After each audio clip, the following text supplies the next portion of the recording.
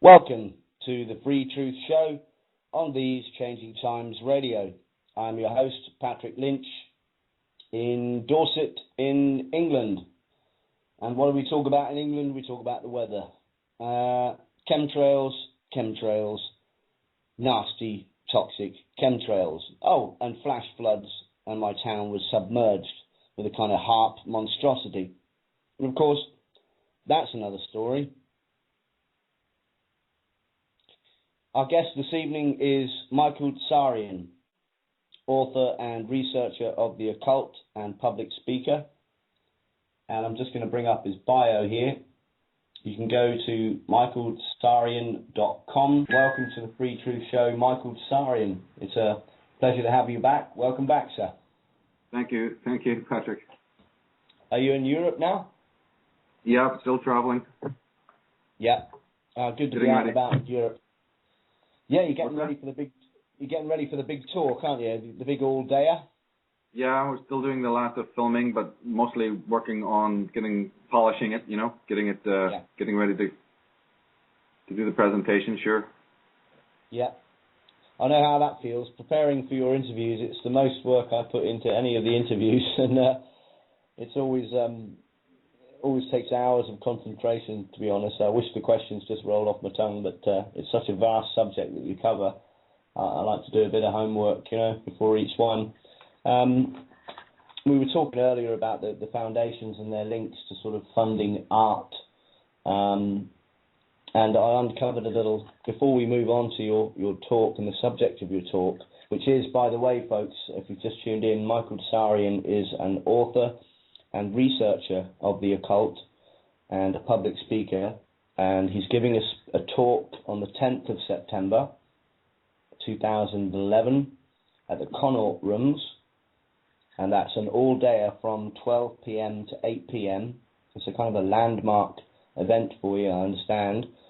So before we go on to that, I was discussing about the Foundation's links to art. I'm not sure if, I know you're a busy man, you may not have seen this art installation in Kansas City, right outside the Federal Reserve, 105 containers, all kind of linked and built up on each other like Lego. And it says IOU on one side in big white letters and USA on the other. And presumably if it was the other way around, it'd be a different story, a different statement. But it's funded, and I was naturally curious as to who funded this. It must have cost something, security and everything else. And the Federal Reserve must have said it was okay.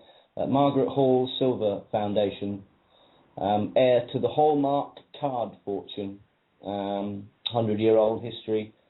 You've got Hall's department stores and Hallmark movie channel funding the classics. And the store happened to thrive through the Great Depression and without laying off one worker. And he preferred to be known as J.C. He himself died in 1982, but there's links back to the Hall Family Foundation. They built the Crown Centre, which is a bustling residential office, hotel and entertainment district in 85 acres, and a catalyst for development in adjoining neighbourhoods.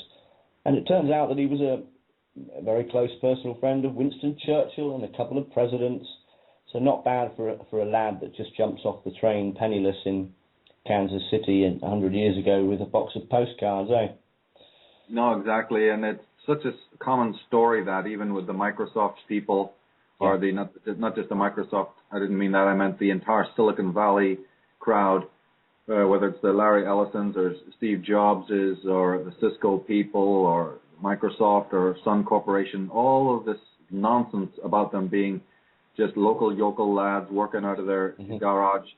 It's true to a certain point, but only to a certain point. Where they got their funding through these massive venture capitalists is such an untold story, or let's just say the occult history of it is an untold story. There's many books on the official rise of these companies, but they stop at the door and they won't proceed to look at these more sinister connections. The ones you've just mentioned, for instance, the incredible connections that these venture capitalists have to top politicians, to some very shady foreign royal houses and so on. It's unbelievable that the masses of mankind just simply buy that rags to riches sort of a nerdy, the story of the nerd made good. You know, it's so much bogus nonsense when you know that it's nonsense. But before that, you just believe the Hollywood line. You know? Oh, it gets better. I agree. It gets better. He turned out to be a honorary knight commander of the Order of the British Empire. Yeah. So, yeah, exactly. And what any American is doing, taking any form of knighthood or OBE or MBE is horrifying to me. If an English person took it, well, okay, you know, we can sort of understand that perhaps.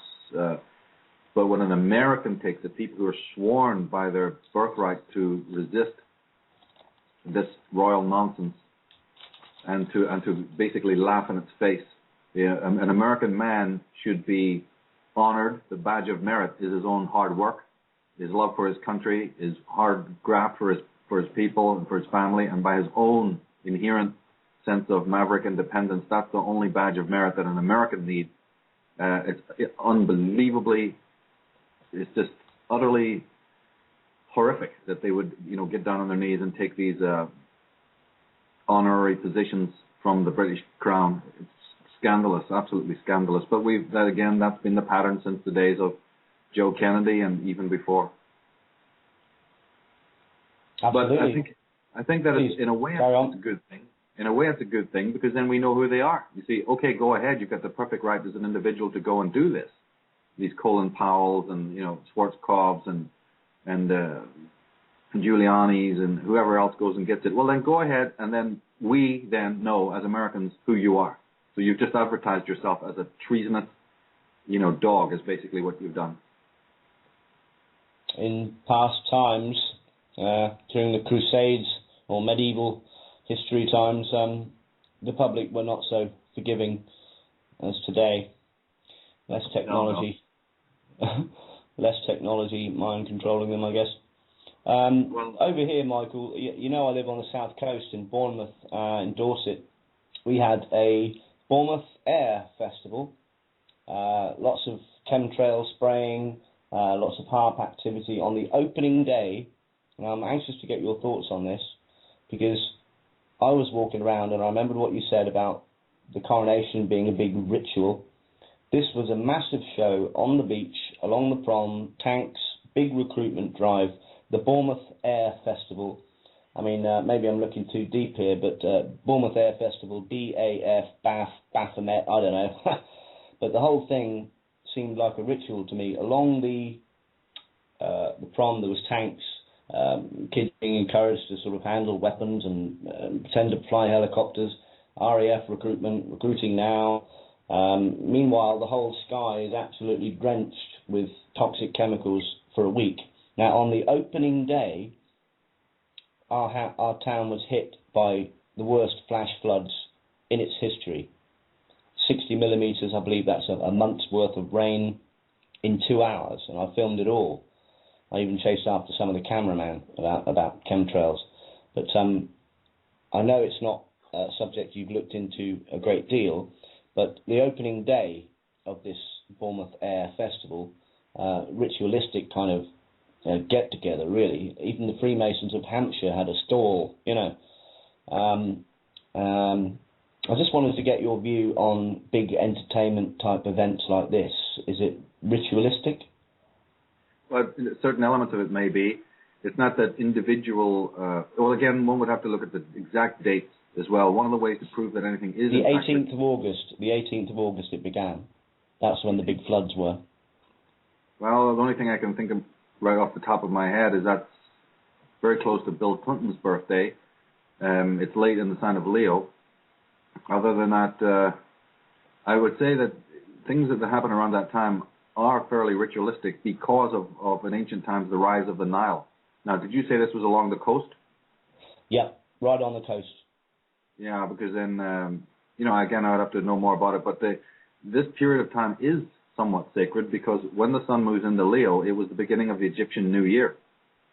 And also, it was during the flooding of the Nile. That actually used to begin around about July 25th, but as the zodiac has moved down through the thousands of years, I think it would now be more into Leo that this would have happened. So yes, it is a ritualistic time, very much so. That particular quadrant, a particular sign, the end of the sign of Leo, and then it would be more of looking more precisely at what kind of conjunctions were taking place, where certain planets that are, or even stars for that matter. Leo has some important stars like Regulus, the eye of Leo. I can't remember what degree it is, but Leo is the famous lion, as we all know, but also it's the eye of the lion. Regulus well, is very, very important. Yeah. Very important, right, exactly. The lion connection, the whole of the town, for a good 10 mile sort of area around has been lions, art installations of lions everywhere in the most peculiar positions and around town, all different shapes and colours and flags and planes on them and different themes. So the lions have been all over the town for a month. With all there we have it. Well, there we have it. That definitely does then mean that this was ritualistic. I would say almost 100% sure, just from what you've just told me there. The mere coincidence that it's in the latter part of Leo, it's in a very important part of Leo. It may even have been when the sun or the moon was conjunct with the star Regulus, or at least one of the other important constellations within Leo. And not to mention the fact that the opposite sign is also important too, because in ancient Egypt, Leo was important, or this month was important, because what was really going on in the stars at night, because remember, obviously the stars really come out at night, so we have to think about what's in the opposite sign, because that's what the Egyptians would actually have seen when they look up at the sky. It's what we would see today if we went out at night under Leo. And those stars in those days would have been the stars of Aquarius. And Aquarius is very, very important because Aquarius was originally a feminine sign, a female sign representing Isis and some of the goddesses. And it was also the sign of one of the two fishes that make up Pisces, Fomalhaut. There's two fishes. And of course, it was also the sign of the Baptist, long before the symbolism that's attached to Aquarius now. And you can prove this by going to the tarot. If you take out card 17, which is the card that relates to the sign of Aquarius, you'll see a woman holding a pitcher of water, or even sometimes two urns, and with her feet in water. And she'll be naked. So it's like cleansing oneself in water, the fountain of water, or the urns, the overpouring urns of water. And that, in astrological terms, what that meant was that the sign of water, the sign of purification and cleansing, was seen in the sky exactly as the Nile was flooding. So you've got a multiplicity of fantastic images here. And when the Nile started to rise, that was then symbolized from that period onwards, down through the hundreds of years, of fountains with lions' heads, right, ergo Leo, sprouting water. And so all over the world, you'll see the image of the lion, strangely. Of all creatures, you'd think that has nothing, a desert creature, a bloodthirsty creature, a carnivore, what on earth do so many fountains and so many stately homes and so many statues and civic centers feature this bizarre image of the lion sprouting water? It's because of this constellational dynamic between the baptism waters of which Aquarius represented, which originally came from the rising of the Nile that flooded the land and brought fertility and brought growth. That was considered a goddess. Isis was connected to the waters. And so Isis is rising. You know, Sirius is rising. The great stars are rising. Sirius rises, and the Nile floods. And it floods in the sign of Cancer and Leo. So water and lion symbolism was very apparent. So there you have yourself. You're saying it's on the seaside, where there's lots of water for a start. On the sea was always a metaphor for Pisces and Aquarius, because in ancient days, Capricorn, Aquarius, and Pisces, those three southerly signs were known as the Great Abyss. They were actually known collectively as the Great Ocean. They were still divided like we have them today, but they were known collectively as the dark abyss where Horus has to go into the underworld. And before it was, a male figure as the baptizer, it was always a female goddess, and that was Isis. And if you take out that 17th card, the first thing you notice about it is this gigantic star above the goddess's head. So card number 17, the star, it's actually called the star, and that refers to Sirius. So then that's why the star rising in Leo was the sign that the Nile was going to rise. And that's where we get the nursery rhyme, Jack and Jill went up the hill. Jack and Jill represent the sun and the moon, or the king and the queen. Jack and Jill went up the hill, that's ascending the northern arch of the zodiac, to fetch a pail of water, or a fountain of water. Jack fell down and broke his crown, and Jill came tumbling after, because when the sun reaches the highest point of the zodiac in Cancer and Leo, it can now only do one thing, and that is fall back down the hill, meaning come back down the northern arch towards the winter, and that's why it's called fall. The sun is falling down into the autumn and winter months, and Jill, the moon, comes tumbling after. So again, a lot of this symbolism was used, in fact, in non-literary ways. They didn't communicate this normally by words. It would be done through pantomime or symbolism or stories, the Pied Piper, the nursery rhymes, various other idioms, the lion that has these adventures and runs through the ocean waters, and all sorts of symbolism relating to that. On the Saturday, one of the nine red arrows was killed in a crash. Something went wrong. They're investigating it now. We're going to move on from the symbolism and ritualistic nature of events. Webster Tarpley has made a reference. There's an article, Al-Qaeda, US and NATO forces launch Operation Mermaid Door. What are your thoughts on that? Mermaid Door. Well, the mermaid again turns up in the Mermaid Starbucks. Dawn. Yeah, Dawn. Mermaid. I think the mermaid is, as far as I know, still also connected to Aquarius. As far as I know, it would still be an Aquarius Piscean. The half woman, half fish is to do with constellations of Starbucks. Pisces. At Starbucks, we find it there, and it goes long before that. It's the enchantress as well. It's the whole concept of morph, the transmorphication, the transmogrification of the human and the animal. And when you see a composite animal like that, I don't care if it's the unicorn or the centaur or the mermaid, it represents initiation of some kind. I think with what you're dealing with the mermaid is some sort of sexual initiation, but without really looking it up and looking more deeply, it's hard to say. But the siren, right? It was the sirens that tried to prevent Odysseus on his journey of awareness and enlightenment. So the mermaid would fall under the category of sort of a temptress who is waylaying people, who's breeding delusion to try and waylay the soul on the road of enlightenment and so on. And again, coming from the sea is mystery, the sea is deception. And I'm sure that if you went to Vatican City, you'd probably see unbelievable. In fact, you do see a lot of mermaids, and you see a lot of Neptune. You see a lot of images of Neptune. Neptune will always be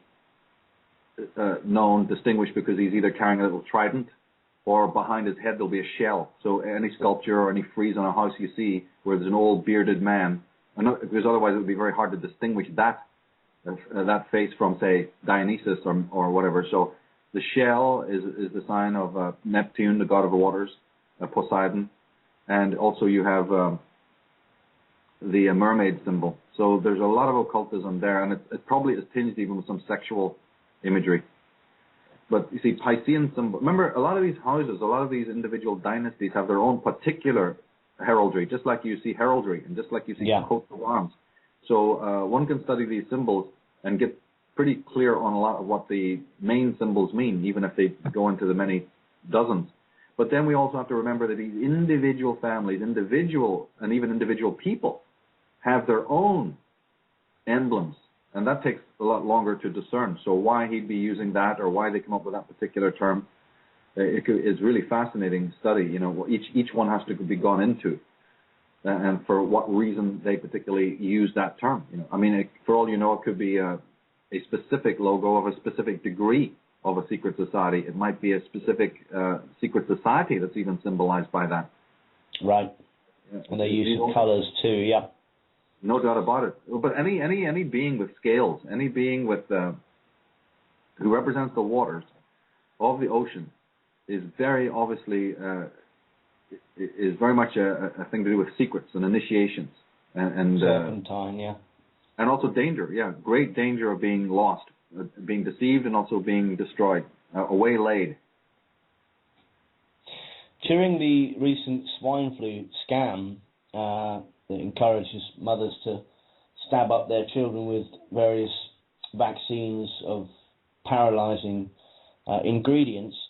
The media was right behind it.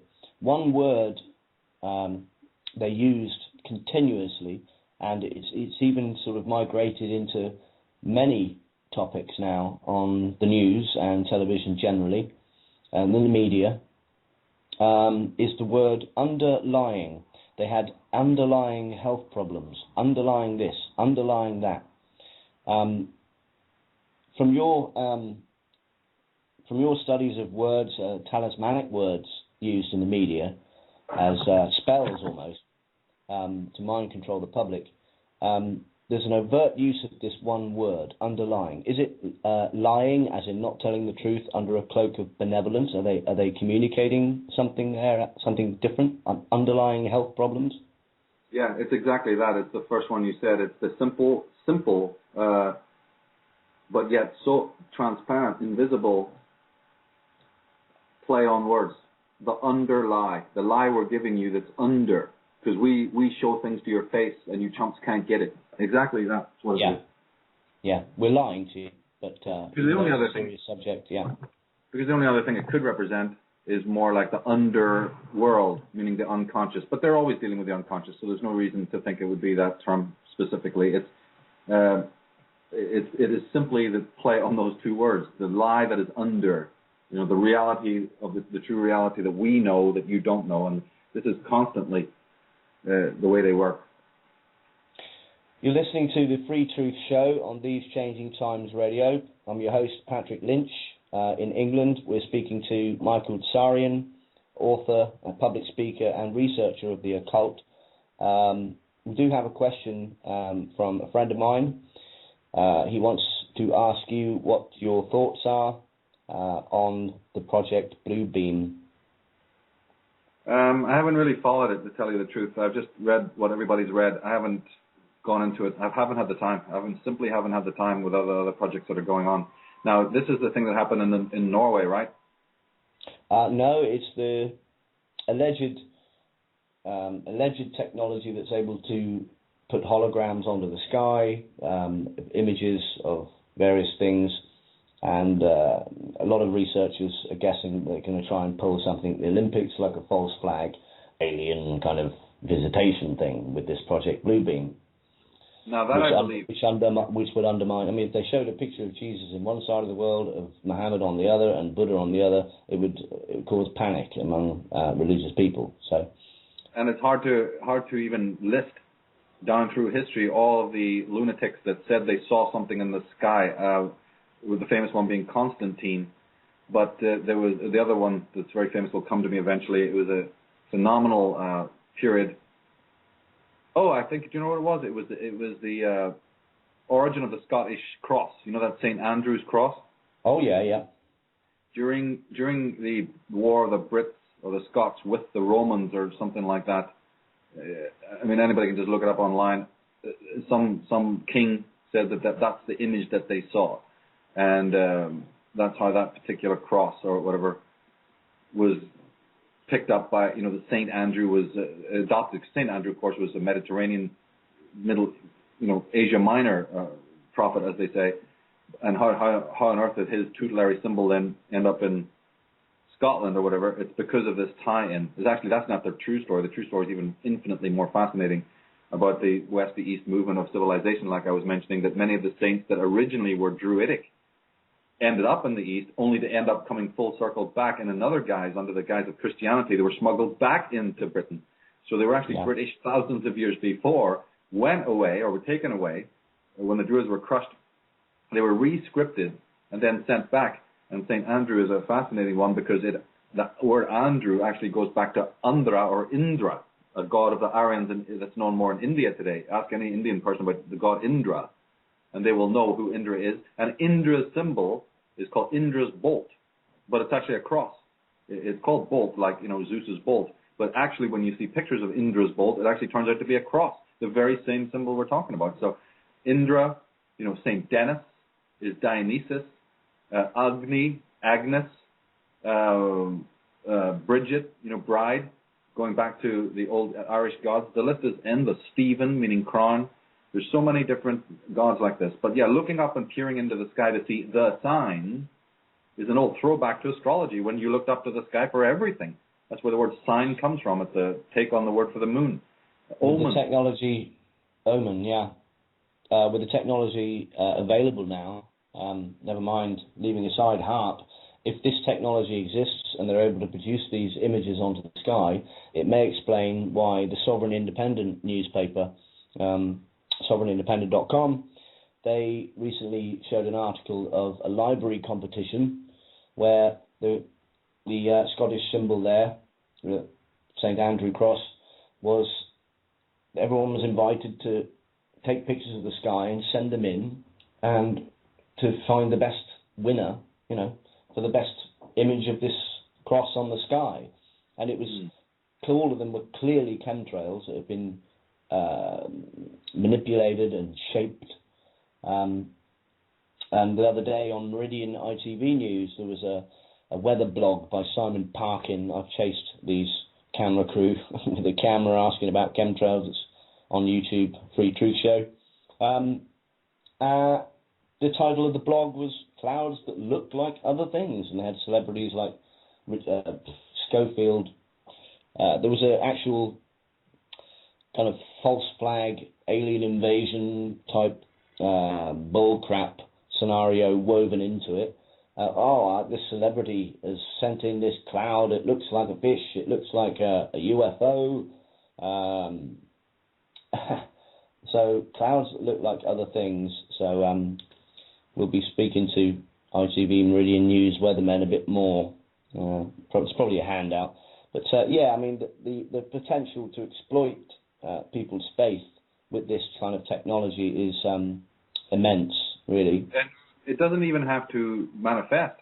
The mere fear of a comet hurtling towards the Earth, a meteor.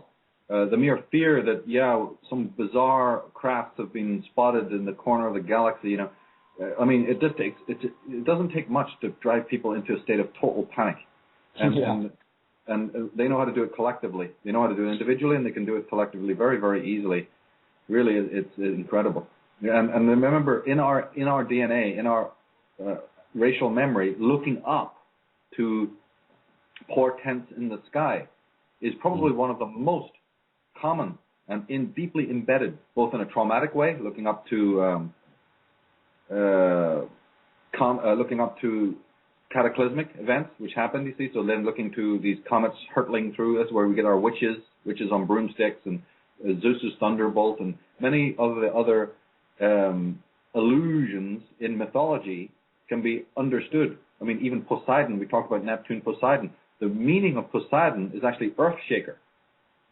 Right. Going back to the time when the gods, the earth itself was in tumult, you see. And then, of course, the more positive aspect of looking up for the signs, looking up for the seasons, looking up for the weather, looking out, up to the sky for anything.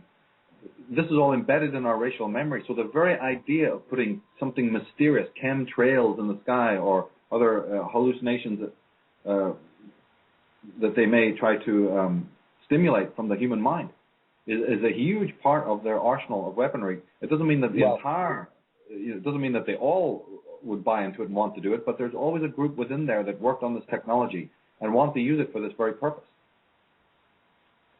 Well, for those listening for the first time that aren't familiar with the chemtrail subject, I can tell you, folks, it is very real, and it is affecting our health and our thought processes. And I'm anxious to get on to the subject of your topic in your day-long talk at the Connaught Rooms on the 10th of September. I'm going to jump straight in with this one, because I know this is the next level for those who've done their homework. I've been listening to quite a few of your recent broadcasts. As you point out, frequently religion refers to the soul and psychology refers to the self. Part of the New World Order's agenda is to destroy organised religion, and I wondered at what point in time does that presumably conscious distinction, appear? When was that distinction made? Well, I don't know about them. First of all, it's hard to say we really have true religion. If you really get down to the philosophical aspect. I mean the separation of the soul and the self in sort of academic terms, rather than. Oh, this is undoubtedly since the birth of Christianity, hardcore. People like Joan of Arc, if you actually go back and read the transcripts of her trial and so on, and many of these other inquisitional type of events, not to mention just the more modern browbeating of individuals by priests, by clergymen, even in Ireland when they used to be called into the house to reprimand, a wayward son or child.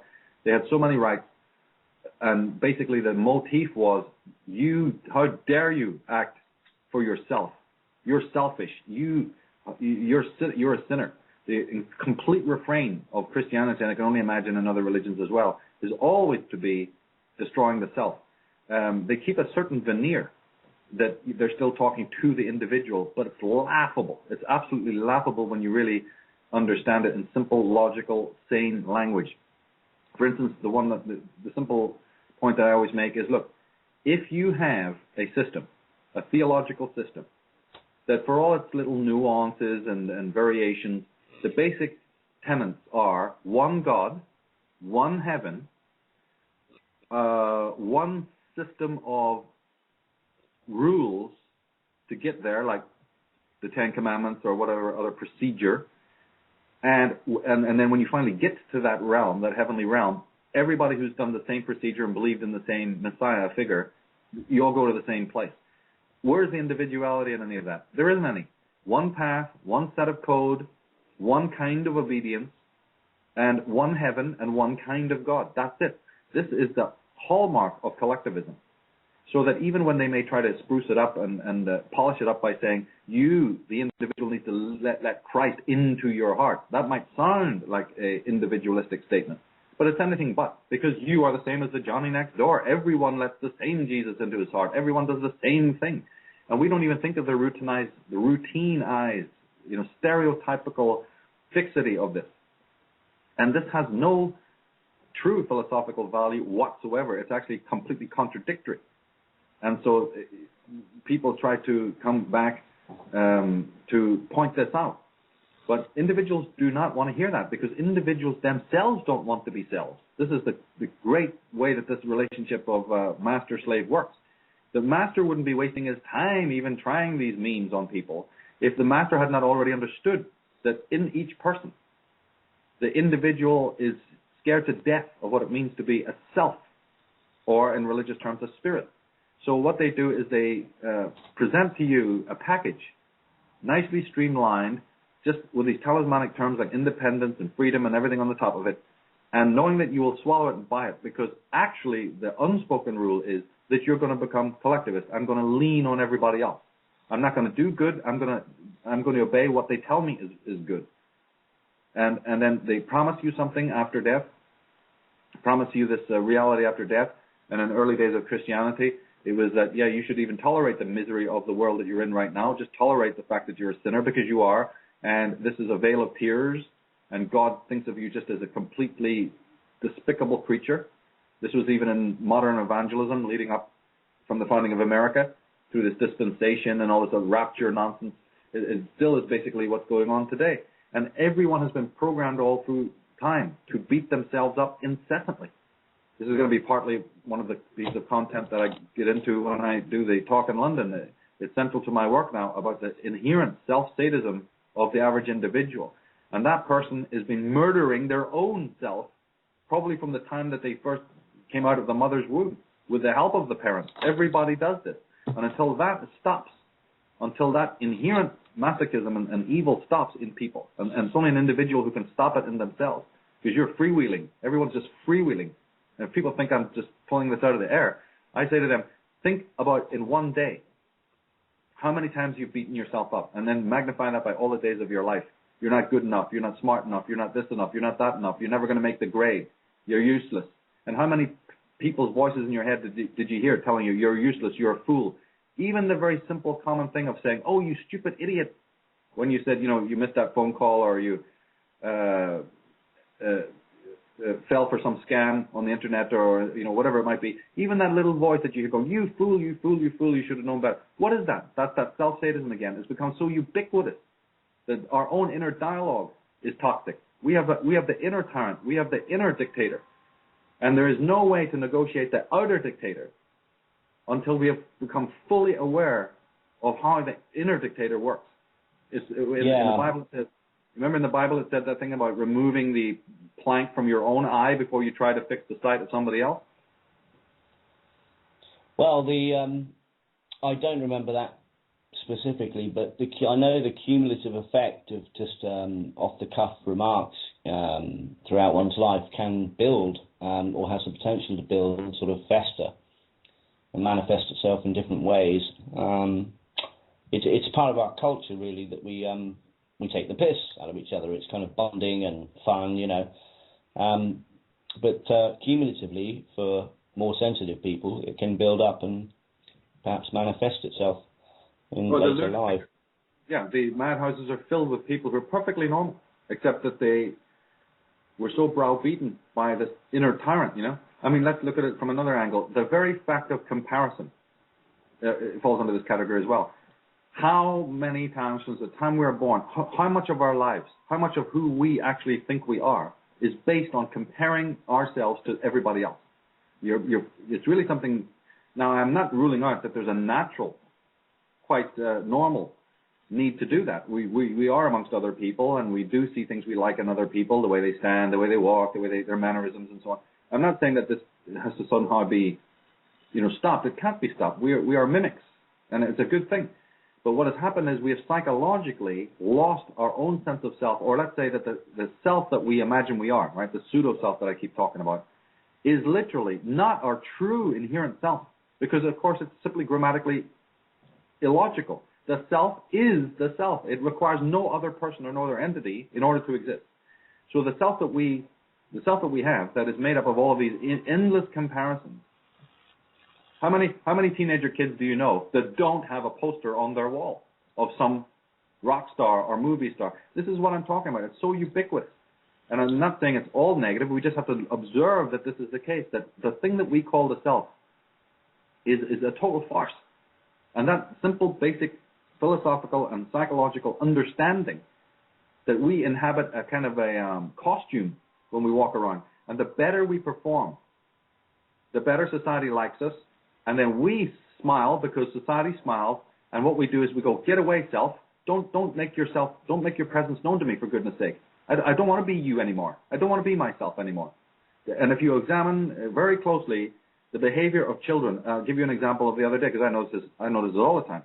I was sitting at a cafe talking with a friend.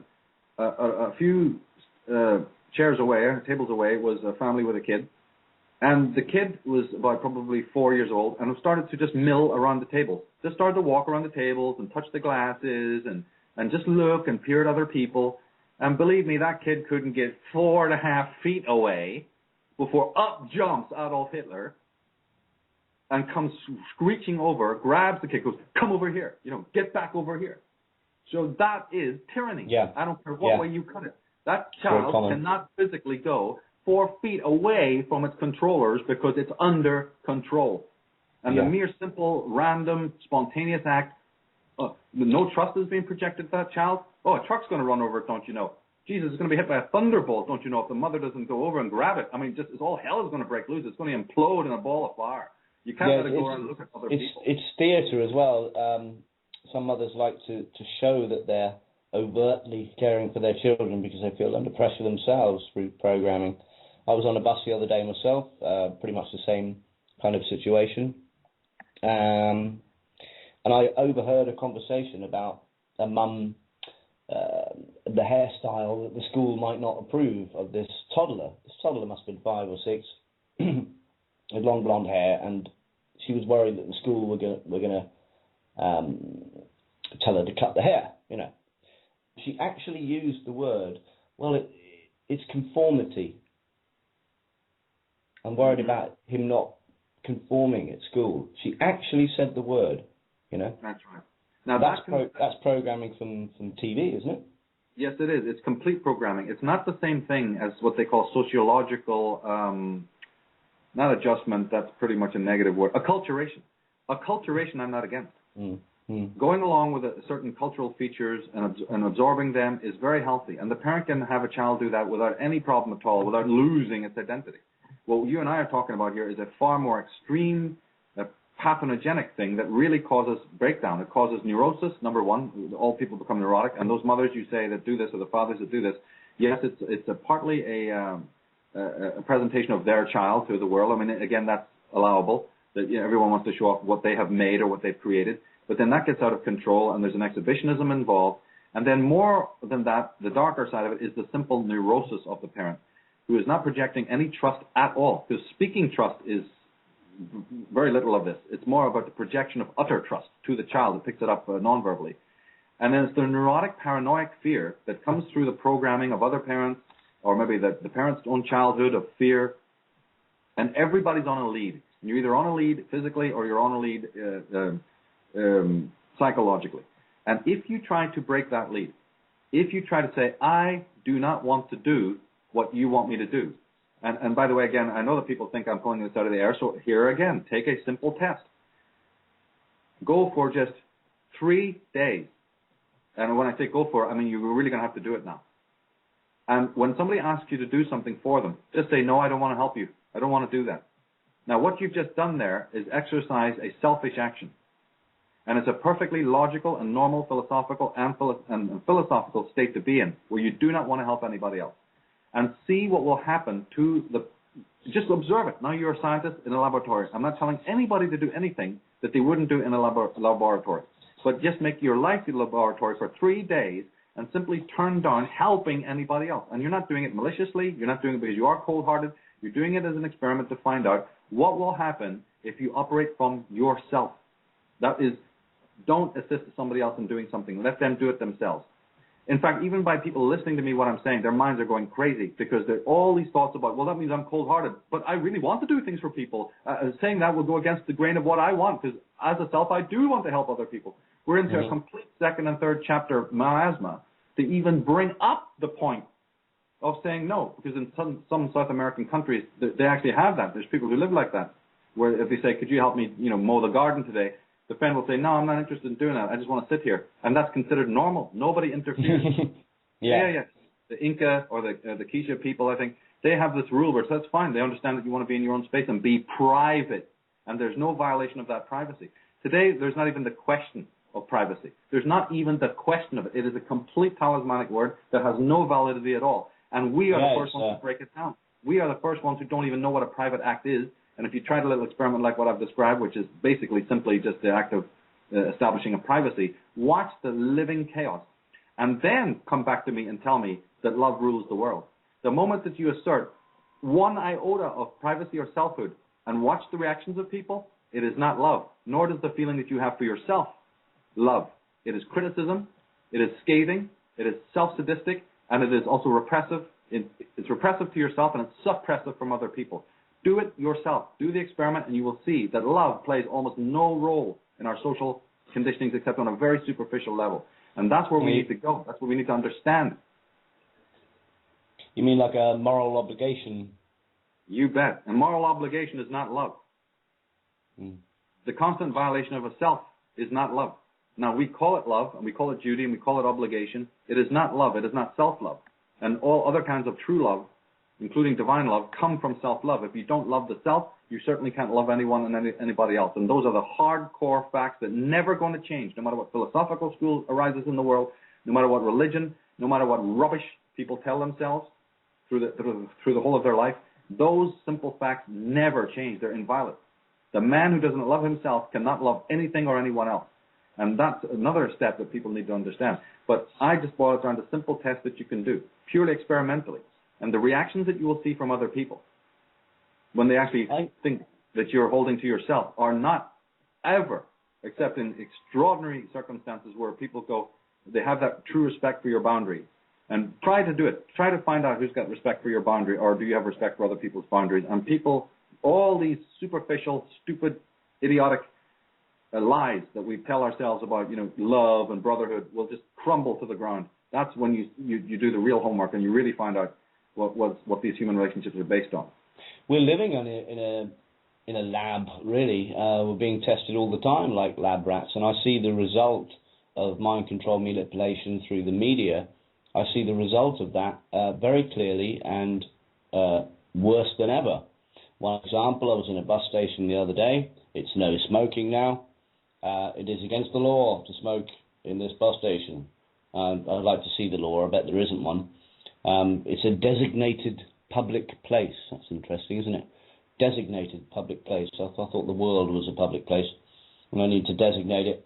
And up comes this chap, and I have every sympathy for him. Up comes this chap, about 30 or 40, a bit disheveled, but looked like he still lived somewhere. And I have every sympathy for someone who walks up to somebody. I was rolling a cigarette of tobacco, and I intended to go away from the station and smoke it on the side and comply because I wanted to get home.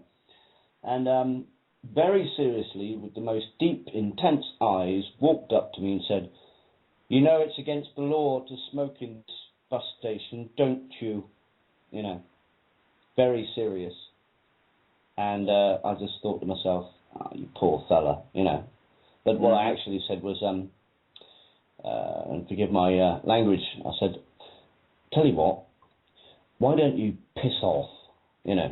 And which wasn't the best way to deal with it. And he said, "Well, you can be reported for smoking here.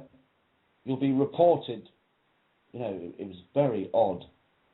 And I said, so that's the mentality of weak-minded people now. They're easy prey to this mass mind control media manipulation. I do see it. It is like a big laboratory.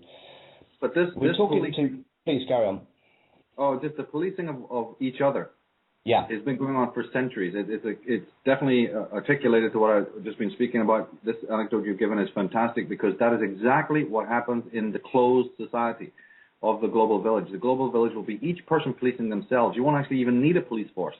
Each individual will be so programmed, so invasive into your private space, so utterly voided within their own space, because the person who invades your space and your sense of privacy has none of his own. He's not self-contained within him. He's a vacuous, empty vessel, which is what you saw. The vacuousness of the individual was repulsive. And then they can only feel good in life if they've actually achieved something or done something in the day if they're coming to sit on your back like a monkey to tell you what you know. And then they do it with the assumption that you know. Like he said, don't you? So he's assuming that you're him, that he and you have something in common. You could be from another planet. You could be on a completely other philosophical wavelength. But the fact is that, no, he's assuming that you are a member of the public like he is. So each person is taught to think and see other people as they are. And that's that collectivism again. There's no seeing of your individuality. And as I said, if you assert your individuality, you're going to be in deep, deep trouble right all the way down the line. My first thoughts, when you mentioned the title, The Posthuman World and the End of Evil, was that perhaps you meant the conscious opposition, the battle against the New World Order agenda of transhumanist brainwashing and the reference to the end of evil being the elites twisting everything upside down in regard to terminology, i.e. good being evil and vice versa, evil being good, the elites turning it upside down. I know you plan to not concentrate, talking about the talk now, to not concentrate on the mechanics of transhumanism, but to delve deeper to the core understanding necessary to protect oneself's mind from what you term psychic pollution. Can you expand on that a little more? Well, that's where we need to go. I think we're all pretty much familiar with the gadgetry. We have to be. The movies have been showing it for at least 30 years, going back to even 2001 and Space Odyssey and Star Trek and fantastic films. Even going back to the Doctor Who's, for goodness sake, and the Blake Sevens. I don't think anybody can be in any delusion about what it means to be a robotic human being. But when the focus is on the technological aspect, we forget about the ideological aspect. So my work is on posthumanism is almost exclusively on the ideological aspects. It's how we as slaves become, like we said, listen to the inner tyrant, and how we buy into this globalistic agenda. Nothing that they do is without our assistance. And it's to give tools of immunity to those who really do want to say, yes, I am continuing the process of graduation to be, you know, a knight in shining armor. I want to continue this fight. And so just in my life, as I've had to learn these things, it's time now to communicate them more largely to a larger audience, because it's like gradation. There are initiations even on our side. You may start as somebody who says, I want to fight this global evil, but there's lots of challenges that come along the way. So if you want to continue in that process, you need to be continually graduating with deeper forms of knowledge. You start here, you move here, you keep going. Well, the talk is the posthuman world and the posthuman world and the end of evil. I'm trying to clear my mind to a subject.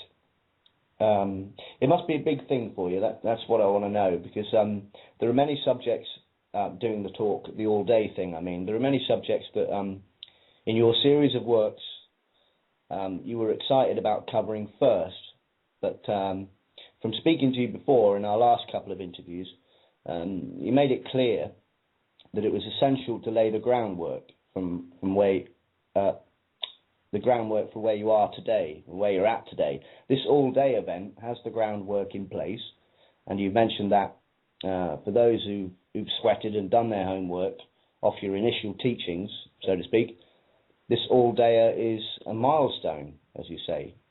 You've prepared the field, you've removed stones, and for those who are ready, it's the next step. What is the next step, Michael? Well, technically, it's the arrangement of the evening, of the day. When you do other talks, you're extremely confined.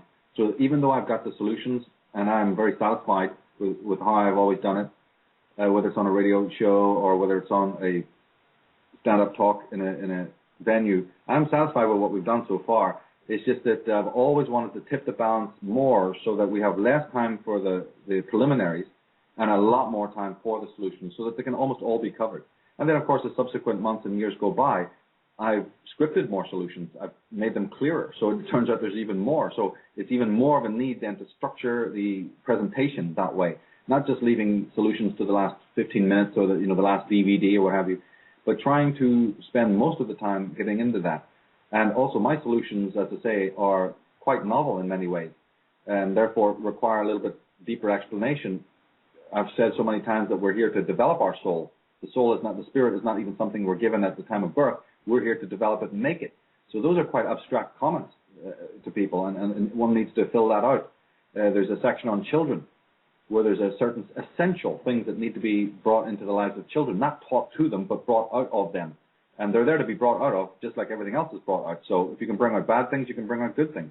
And once those things are spoken, once we've been able to discuss and investigate those things that I'm bringing to the table, at least we'll be eye to eye. I'm certainly not saying that everybody should believe what I say, but I think that we'll be on eye to eye about, okay, this man believes that evil as we know it can completely end. It's a phenomena, and it has roots, it has an origin, and that's what we'll do in the earlier part. We'll look into the origin of evil. We'll cover that in great detail to try and remember, my theories on evil are quite alternative. They're not scientific and they're not religious. They come from the myths and legends. They come from a lifetime of studying what the myths and legends have had to say, that straying obviously into certain theology. I mean, I don't rule the Bible out. The Bible's fantastic. It's got some fantastic allusions, but unfortunately most of those allusions predated Christianity, so that's what the average Christian needs to understand. But nevertheless, as a history book, as a book of the conflict between good and evil, it's wonderful to use that. But mostly myths and legends is where I go to look for the secrets of psychology, why the ego is the way it is, because it could be so many other ways, right? What the self is and so on, this dynamic. And then slowly morphing it as we go through the day. It'll just be slowly morphing it, blending it with the more modern psychology. It's the same subject matter, you're just using a different language for it. So that then when we come up to the final part when we're talking solutions, nobody can be saying to me, it was just so abstract and religious, or it was so mystical and abstract. Michael, I couldn't get what you were talking about. I use the psychological, lexicon because everybody can understand it. From whatever background you come from, if you've got a thing called a brain, if you have eyes and ears, and if you're anatomically a human being, then there's no way out by saying, well, that was really bizarre, or I thought I was gonna come here and hear you speaking about, Flash Gordon coming to help us and our brothers from another planet, and the higher ascension and the light, the divine light coming down to just save us all. Meaning, yeah, your ugly ass doesn't have to do any work. Is that what you want to hear? Well, you're not going to hear it at this talk or ever from me. This is going to take work, a certain kind of work, and it's divine work. It's very special work. It's holy work, and you should be glad to do it. It's an adventure of awakening. It's not something pernicious that, oh my God, I got to get up. No, the rest of your life you can say is a bore. This is the real spiritual work, and therefore people should want to do that work. It's marvelous. It's creativity. It's the passion that Van Gogh had. It's the passion that you hear in the Beethovens of this world. What would our world be without that passion? What would our world be without that sadness and that sorrow that created all those masterpieces? So the person who comes along there with their big New Age sticker, is he trying to denounce my work because it's too dark, Michael? Then all you got to do is swing around on your little heels there and take a hike and go off and find some guru to sit in front of, or some mushroom to crouch under, and turn off your brain and turn off your heart, because you're a human being and you should not tolerate injustice, and you should be absolutely drunk for the answers. You should be so insatiably desiring of the answers to the mystery of yourself. They're not the mysteries of society. They're not the mysteries of the Illuminati, the mysteries of how to politically create harmony on this world. Those are more secondary fruits of the tree. First, you got to know how to plant the seed. So my work is going to go into that, and my alternative view of evil, I think, is absolutely crucial for people to get their heads around that, and then see how it's evolved in a direct line. Find out what its ingredients are. I call it the anatomy of tyranny, looking at the anatomy of tyranny. And the reason why we look at it is because Big Brother has the chart on his wall. Big Brother has this instilled in his mind. He is completely cognizant of the exact detailed anatomy of tyranny, how it works, how you control masses of people, how you get them to control themselves, and so on. Now, we have the vital ability to be able to awaken it this time, but you're not going to be able to awaken it without that graduation. We start one place, just like I've done in my own individual life, and then you start moving forward. You gain new tools. It's like arming Perseus. But you can't be cutting the Medusa's head off with, a plastic fork. You have to have the right tool, the right kind of, saber. And you have to have the right protection. So you use a graduation in the weapons we're using, a graduation in the understanding that we have, deeper and deeper and deeper. And it's not something pernicious. It's not something to be shivering with fear about. It's absolutely magnificent, because that's what we're here for. And therefore, those tools then can be brought in later on once we've grasped it. Then, by all means, somebody goes and shares it with their loved ones and shares it with the children, or brings it out of the children. The children already have it until we stamp it out. Because in the lives of most children, as I've already repeated, and I'll repeat again, we are the tyrant. So now a tyrant cannot fight a tyrant. A thief cannot be jailed for stealing from a thief. So this is the problem that we're in, not to mention that we're all, in the end, fighting with the weapons that they've been handing us. We are the creatures they've made us, and there's no immunity there. Fighting with the weapons that they've given to us, or fighting in an inauthentic way when you're weak, is useless. You're actually going to empower them all the more. There's many metaphors and movies about this, about how much you shoot at this thing and it just gets stronger and stronger and stronger and stronger. It's feeding off your ignorance. But there is one inviolate weapon against tyranny, and that's knowledge. And that is, it's a simple rule in one way. And that knowledge isn't just handed to you, in one go. It's an evolutionary process. It's like going through a maze, going through a labyrinth. And it's a journey of discovery that has both elating moments in it, and also very deeply fearful, depressive moments. But you can't rule those two things out. They're there together and must be developed together.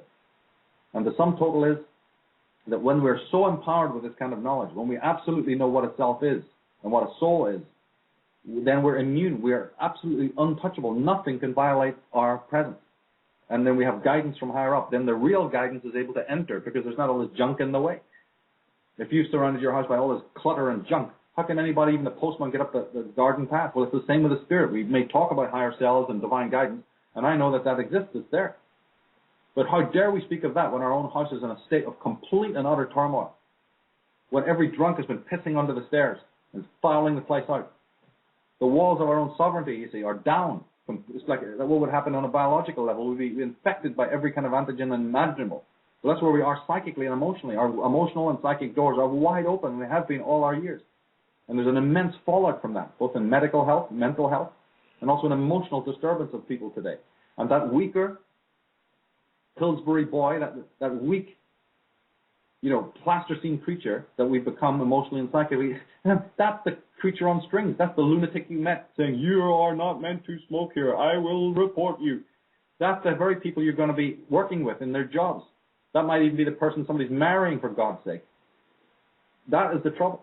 We're surrounded on all sides by these weak, psychically weak, infirm people that Big Brother can just push around, move about like a golf ball, from shuttlecock from one place to the next. And that individual lacking systemic sovereign power, what does he do for his stability? I've been saying it from day one. He leans on everybody else. And that's your herd, that's your hive, that's your collectivity. And the Big Brother just comes down and says, global village, done deal. Thanks, mate. Thanks, world. We've gutted you psychologically, archetypally, and you're so weak that you're crawling around like a headless maggot. You don't even know what's going on.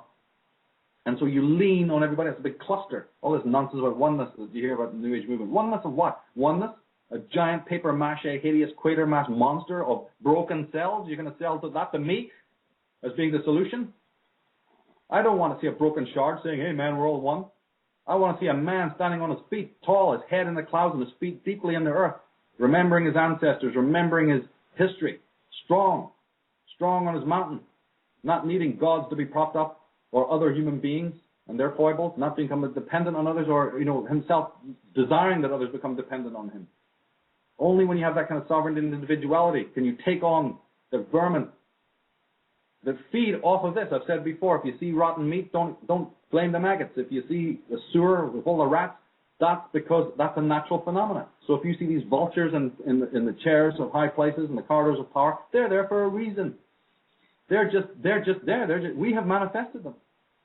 We have given them the power. They have no power. In fact, even in numbers, they don't have any power. And psychologically, they have no power.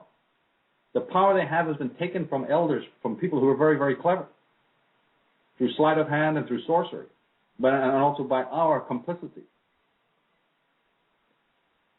But once you find out our complicity that they depend on, it's a very old science, very well understood science, and it seems to work every time. So why not keep using it? That's where they are. They bought into it. They're the ones who control themselves. You see, in one sense, yeah. They themselves are creatures of the hive. They've murdered themselves and they live in this hive mentality and they think it's good. And they've reaped the rewards from doing that good that is the socialized good. And therefore they say, look, why don't you want to be like me? Why don't you want to join the fraternity and wear the ring? Why don't you just man up with everybody? One ring to rule them all, right? Why not just go along to get along? This is the power of collectivity. Wouldn't work without a certain carrot. It has certain attractive factors. It's nice to be wanted. It's nice to be liked. It's nice to have friends and socialize. And I'm not ruling any of this out. As I said, I'm not against acculturation, and I'm not against mercurial assistance one to the other. The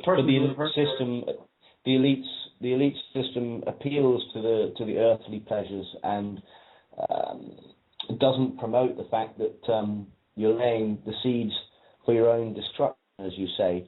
Right. I have a couple of quotes from you. We are talking about the nature of evil. Quintessentially, that's what we're discussing. One of the quotes, all of those people that buy into the ideology of evil are themselves making a colossal mistake. Evil is the antithesis of nature. The natural order is in perfect harmony and perfect balance. And you end by saying here that that which is evil is in contradistinction to those natural laws, the laws of nature. And you mentioned the Achilles heel. What is it? What is the Achilles heel within evil? Well, that's a very long story that we have to get into the talk. I can't even begin to preview it right now without a lot of background. But all I can Could you give us some kind of a summary? I know it's very difficult. You want to save some for your talk. It's very difficult because there's many approaches to get to that part. I would have to investigate 4 or 5 other alternative views.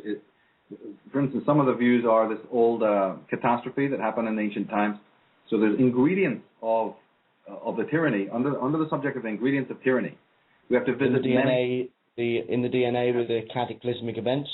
Exactly. I have them all listed, and it's in a certain order, and I don't want to break that order because then see, my stuff is already so it's people find it, or at least they use an excuse that it's so esoteric that they just not get it.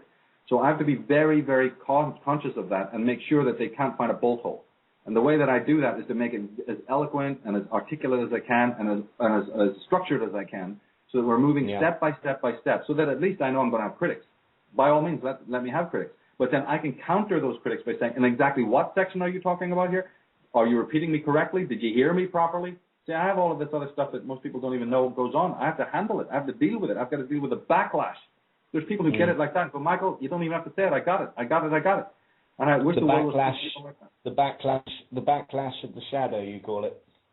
Yes, and it's fine too, except for the worst versions who they don't listen to anything and they just want to slander you no matter what. I'm not talking about those kinds of people. I'm talking about the genuine people who are really going to find resistance to what I'm talking about, because they've been so counter-programmed by this other, world view or the New Age movement or religion or whatever. And I want to engage those people in the right way. And the best way to do it is say, what specifically is the issue that you have a complaint with? What rubbed you up the wrong way, or what made you feel that this wasn't totally authentic?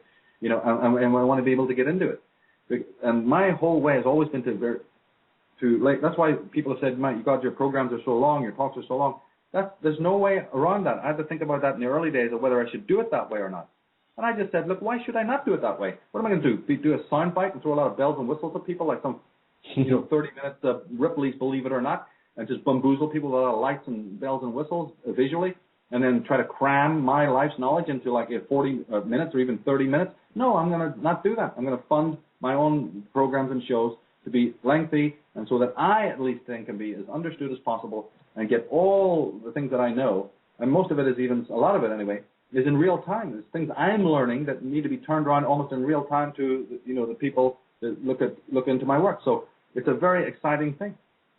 But the one thing that has to happen is that you can't just throw out anecdotes. You have to sort of build, these bigger theories have to be built up. There's a great deal on the nature of neurosis, on pathology, what constitutes schizophrenia, how those arise. We're starting off with that in the early stages about what constitutes some of these, basically what will constitute the perfect human 2.0. What will he be like? And then when you know that, you can sort of measure how far we've gone, isn't it? Are we halfway along the road, or are we a bit further along the road, or what have you? Each person needs a sort of a measuring rod to say, how far have we come, to this sort of creature that's going to inhabit this world. And then it moves up through a very distinct set of stages until we come to the solutions to get into this Achilles heel of evil. In the past, I've just mentioned the metaphysical truism that evil is anti-natural.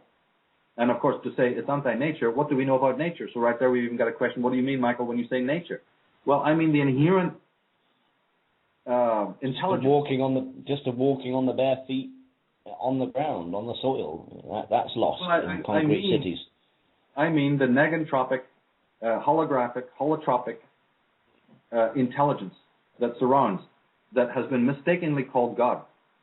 It is intelligent. It is a god or a goddess. I can understand why in medieval days they did think of this. But it doesn't work today. And it certainly doesn't work to think of a centralized, self-contained, remote intelligence, which is called God, right? That doesn't work. It doesn't even hold scientific logic. That intelligence exists, but that intelligence is ambient. It is atomic. It's in everything. It's in a little flake of sellotape sticking to the side of a wall. It's in the chewing gum. It's in the atoms. It's in the guitar strings. It's in everything that you look at. So that knowledge is omnidirectional. It is completely plastic.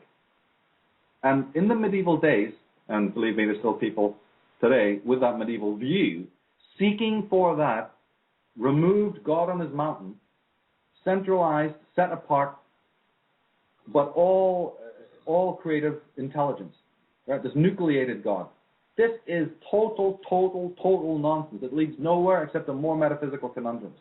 That intelligence certainly exists, but it's in everything you look at, both human and non-human. animate and non-animate.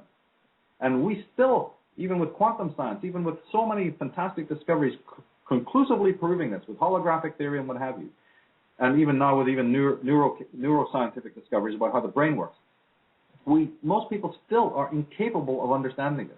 They still are working from a medieval worldview from which they have to be awakened. And so touching those nerves is very, very sensitive. But once you fully grasp this ambient intelligent reality, the matrix of nature, that when I say nature, that's what I mean. I'm talking about that all-encompassing, all-pervading, ambient intelligence that's with you, all around you. It's the light, it's the air you breathe, it's every single place, it's in your body, it's everything you do, it's everything you think. It can never be anywhere else except close to you. Tennyson said in one of his poems, "Nearer is it than hands and feet." Right? It's closer to you than your own body, this reality. There's no looking outside for it or into somebody else. Nearer is he than breathing, and nearer than hands and feet. And when the person, you talk about what's the end result of all of this, is to have an individual step into that inviolably, not just for a few minutes, not just for a few seconds, now and again in a magical moment of euphoria, but it's an absolute ownership of that state. We are kept outside that state by the barbed wire of not feeling worthy, because we've lived amongst a chorus of voices saying you're a sinner, you're not worthy, you're a failure, you're nothing. You see, all of that stuff and then we embody it. It's called the superego.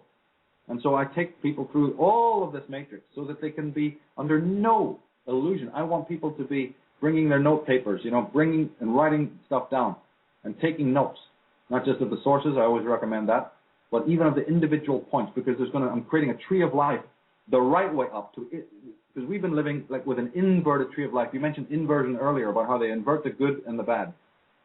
Well, yeah. I've spoken before in my Outsider series, I've spoken about this thing called this hideous inverted tree of life, a dark, pestilential thing with shame and guilt at the top of it, and other syndromes you see that began it. In my Disciples of the Mysterium work, I talk about even going beyond the shame and the guilt, that there's something even more rotten at the core of the seed, this thing called the mysterium, or the part of the mind, a part of the ego that generates these illusions, that literally generates falsity and phantasmagorias to believe in, and then these infect the minds of millions of people down through the world. We look at that, and we see that from that inverted tree comes the denial of the denial, the aggression, the decoration of the incarceration, the projection, the blame, all these syndromes that we have, the avoidance, all of these, even the mental derangement. I've even gone so far as to say that most people's mental derangement is yet again another cop-out, another inability to turn around and face the truth, that the mind, the ego would rather even self-destruct than face the truth, you see. So a lot of the phenomena we see in the world, and also not to mention the preoccupation with domestic minutiae.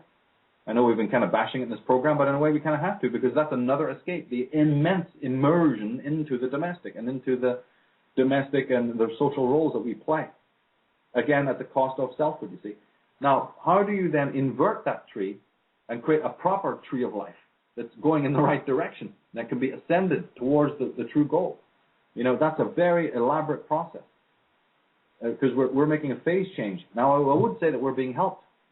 There are constellational changes, shall we say. There's archetypal things happening that are assisting not just individuals. This always used to be the precinct, or this used to be the dominion of special individuals in the past. The remarkable thing about today is that we are actually able to see this happening on a social level. You and I just talking right across this medium called the internet is part of what I'm talking about, because we have both the esoteric knowledge, the awarenesses and the revelations. You spoke about so many earlier today in your show. When anybody even mentions news reports and awarenesses or whistleblowing facts or new secrets that come out, that's what I'm talking about. This remarkable thing that we have all of this occult knowledge that used to be hidden from us. That the big brother could always say, you must be joking. You have no proof of any of these things happening. Daily the proof is coming out about these conspiracies.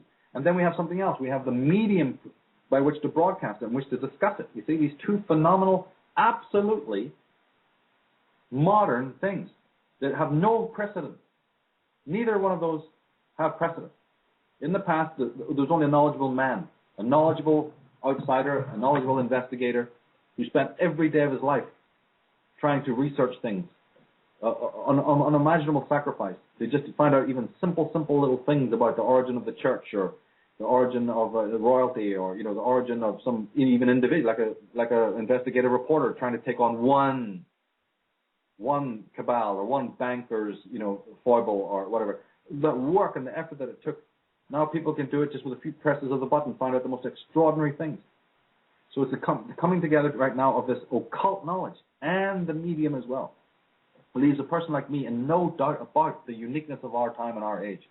And so on the other hand, you say, wouldn't it be awful if events, get-togethers, became extinct? Because they are going to become extinct. The very fact of even good people getting together in person is going to become pretty much history soon if we're not careful. And that would be very, very sad.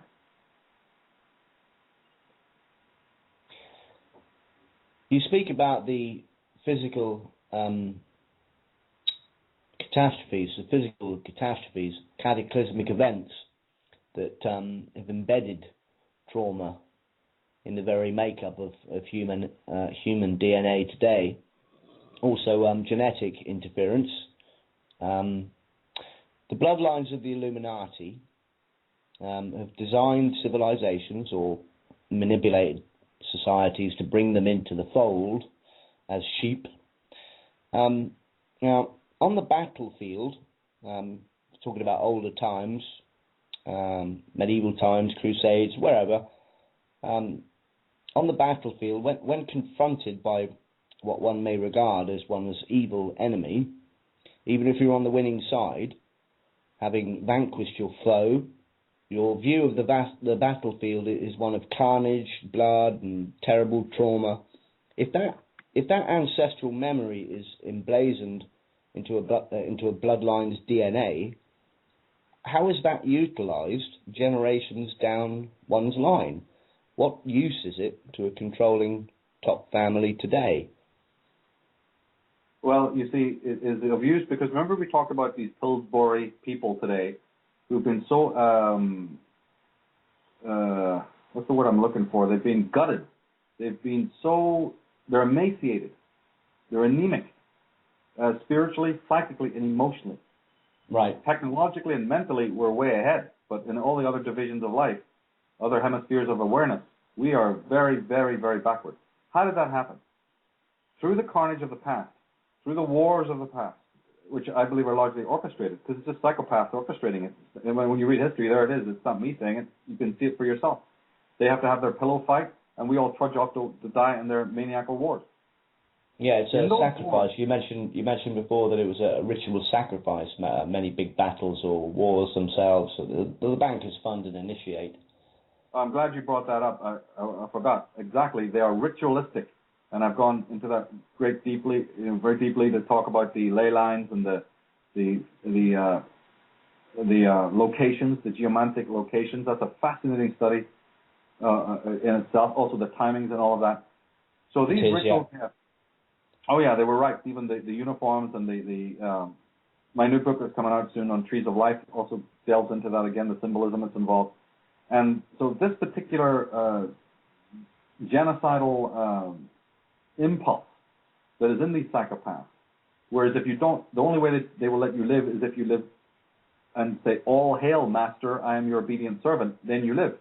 Anyone who stands up and goes, get thee hence, they try to kill, either through this worm tongue method from behind the scenes or by direct attack.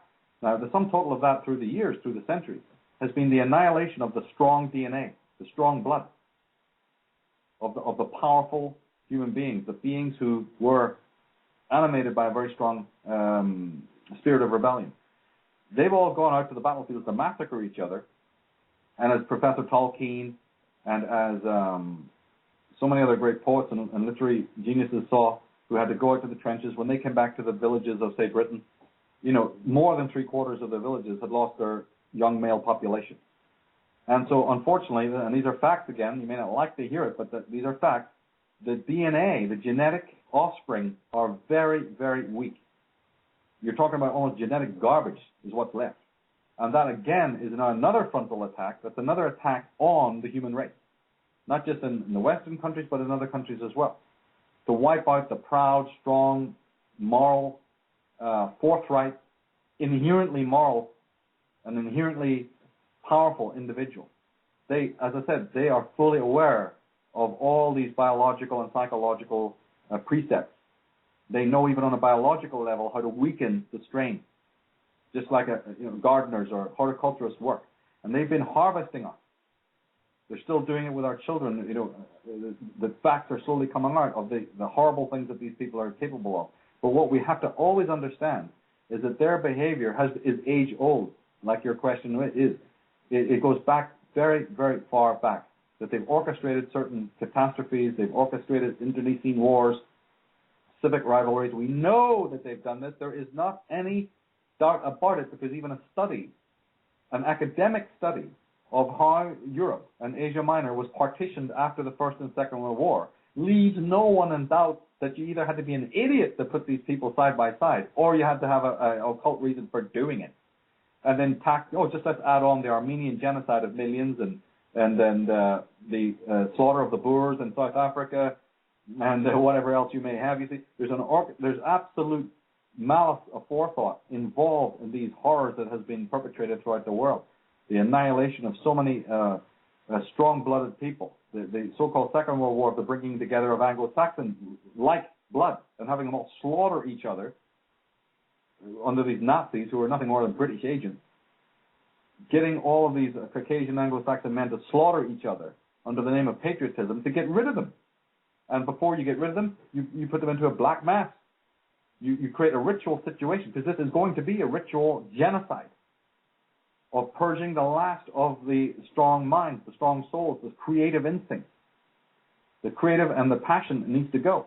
And so that has been a war that unfortunately we have lost as a human race. And so the next generation is even genetically, and that means ultimately psychically, in terms of consciousness, not to mention biology. And then, remember you mentioned all these vaccinations and things before? That's another part of it. It's a continual program of medics. These guys in the white coats are the Knights Templar. They are the hospitalers.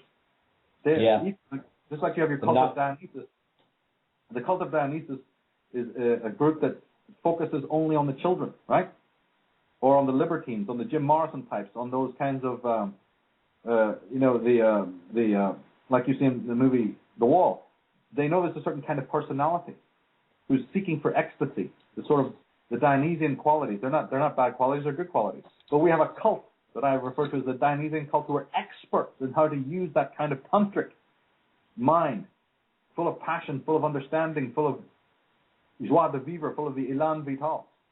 And that's in children too. They include children under this net that they've thrown over the world to give them the drugs, to poison their minds and their bodies, you see, through the LSD and the hard drugs and even the pharmaceuticals. And then you have this other more hospitaler group who's given dominion over the other white magic form, where it's not tantric, it's ascetic. And they pump another kind of pharmaceutical into another kind of drug. It's all based on occult ritual. And that's to weaken your DNA, to weaken you and weaken you and weaken. Oh, this kid's a rebel. Let's bung him full of drugs to keep his rebellion. He hates you. He's divorced his parents at 5 years of age. He already knows it's a lie. He's divorced the world. He's divorced the teachers. He's divorced the bloody parents. We better, inject him right now and keep him in line. Have him sitting there like a zombie, like a candy floss you could just slap around.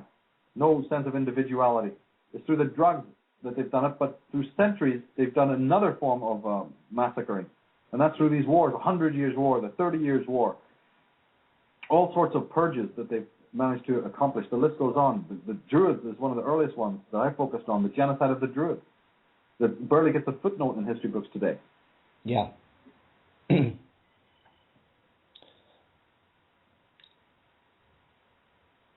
Massacres all over the world. It's unbelievable. Exactly. I mean, we were talking about ancestral memory. The elite, they believe in a form of reincarnation. I'm led to believe they believe themselves, the elite, the Rockefellers especially, believe in a form of reincarnation. However, only for themselves, not what they view as the peasants.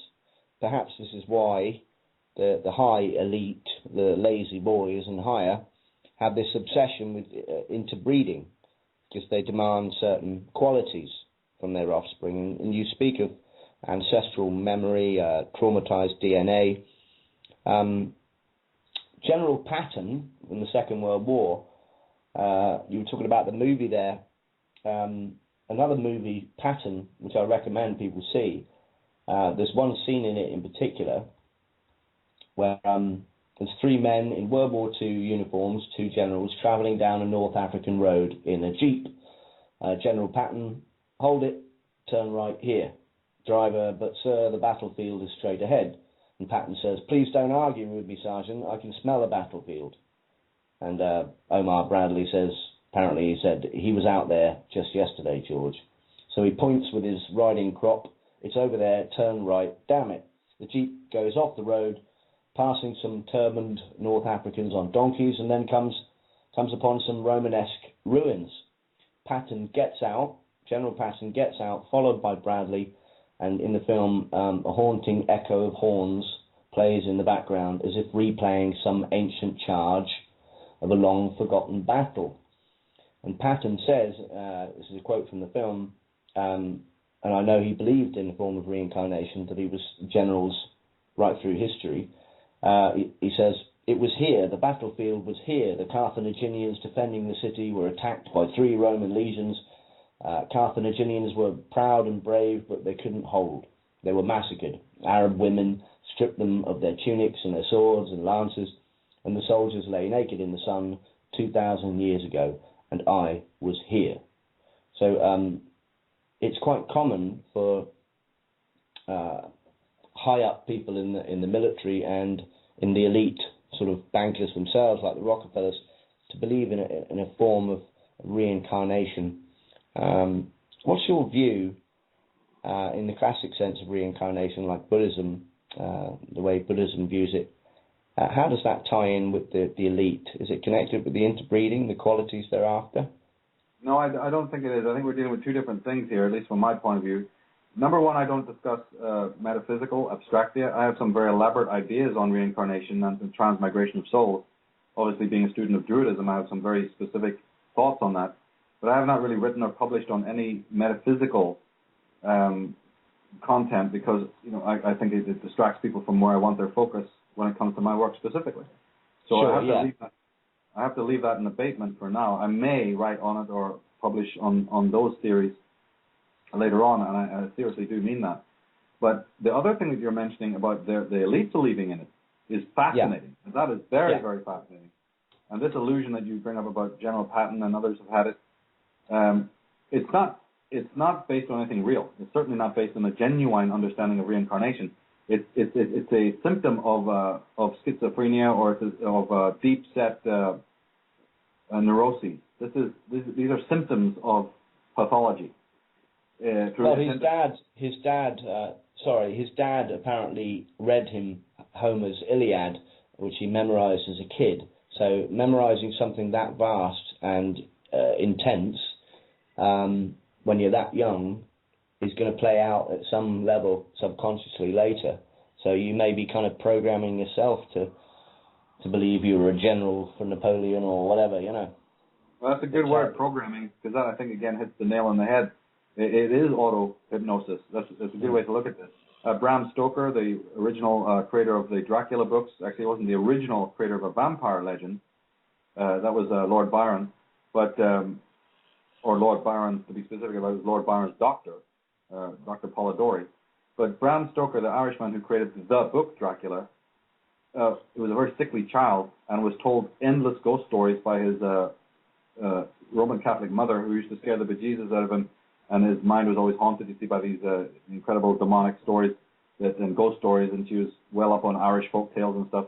So again, there's a classic example of what you're talking about, how his greatest work in the end turned out to be the story of the vampire, because he himself had been so identified with these sort of spectral and otherworldly characters. So yes, and it is that. It's literally an identification either through personal fascination and in the mind, fantasizing, and of course that's a good thing as well, letting the mind imagine and conceive. And now Patton was known to be an egomaniac, so it's very easy for a person like that to overinflate themselves. And one of the syndromes that comes up with a thing called inflation complex. People can look this up, inflation complex, the capacity that the mind does. Again, we all need it, but a lot of people unfortunately take it to a massive extreme, and then they have this messiah complexes, or what we know as megalomania, and then it's from that these people toy with the idea that they've been around forever, and that and there may be even something darker, more demonic. I mean, I actually, in my work on the archons, on my work on the macrobes, I think a lot of these people's minds are possessed.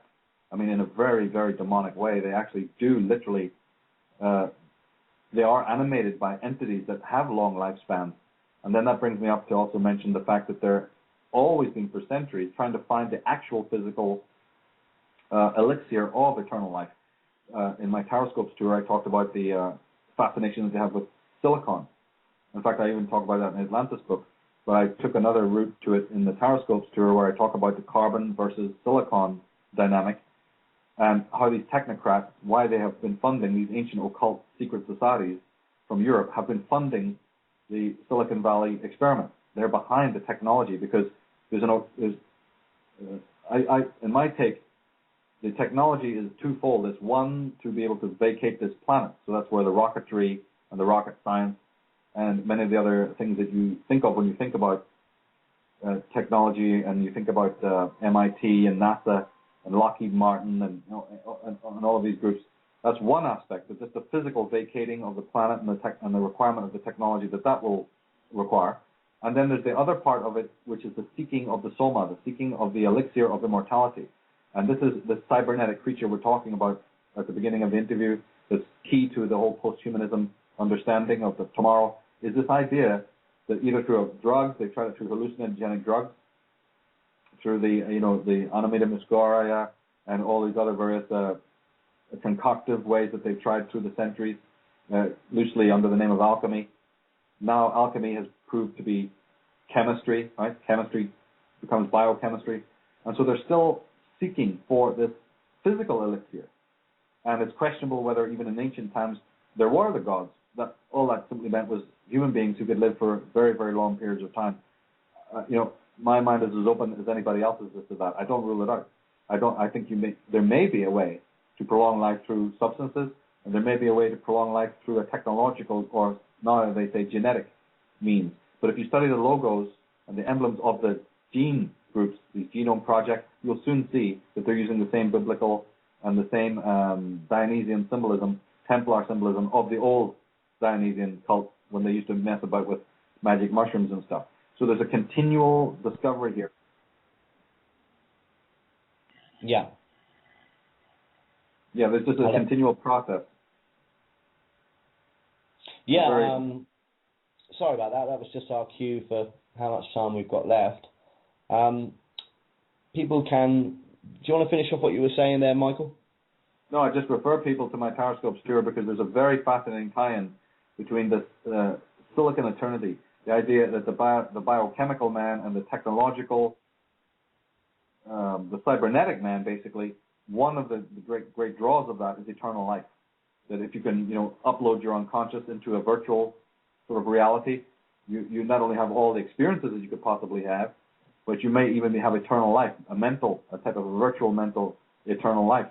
This is what we also have to watch out for in the countdown to the global village situation. Well, it's been a pleasure once again speaking to you, Michael TSARION. Your talk is on the 10th of September at the Connaught Rooms, Covent Garden. That's from 12 to 8 p.m. And people can see Michael's website at michaeltsarion.com, and also the YouTube Unslaved Films channel.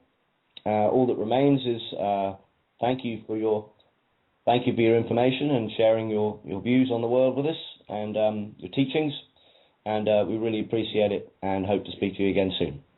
Same here, Patrick. Wonderful questions, wonderful interview. Thank you so much for inviting me. Appreciate it. Much appreciated. It's my pleasure. All the best now, Michael.